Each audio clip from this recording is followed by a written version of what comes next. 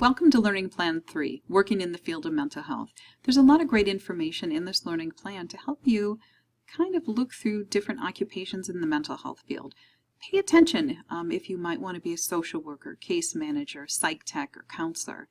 I think it's really important to research these occupations, get some idea what the 9 to 5 is, talk to people, intern if you can. But this is the first start, so you can get some information on it. Also, the purpose of this learning plan is to explore the diagnostic roadmap and kind of learn how that you're going to apply the principles of the assessment process.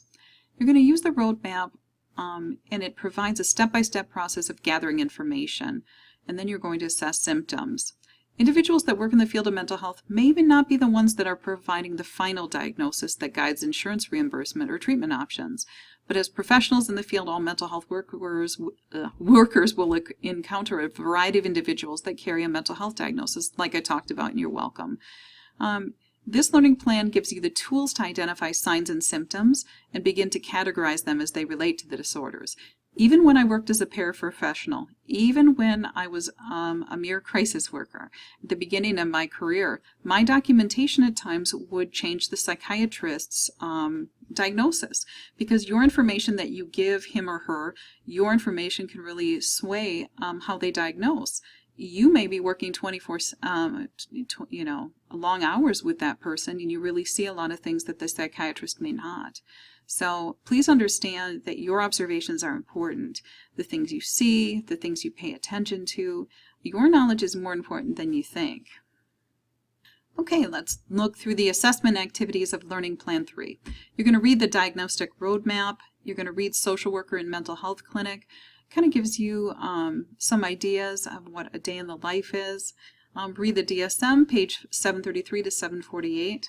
You're going to watch the psychiatric technician, and you'll watch Indonesia's Mentally Ill, and you're going to watch Bellevue. Now, you're going to be participating in discussion. Now, you're going to be doing your first case study. So you're going to click on assessment activities and go through your assessment questions and provide your assessment answers on the discussion board. And then, of course, you're going to comment on others' answers. You're going to complete the brief mental status exam on yourself, and you're going to submit your Bellevue reflection assignment. Okay, your Bellevue reflection is found way on the bottom. I'm going to avoid some emails this way on the bottom of your assessment activities. So after viewing the Bellevue video, you're going to provide a form or paragraph addressing the following. So please answer these questions.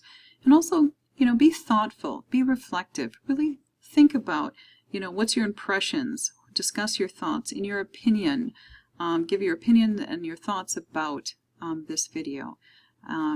Reflection papers should be reflective, and that sounds silly, but I think a lot of people want to tell the story about what happened because that's a little easier than talking about what you think. I want to know what you think, okay?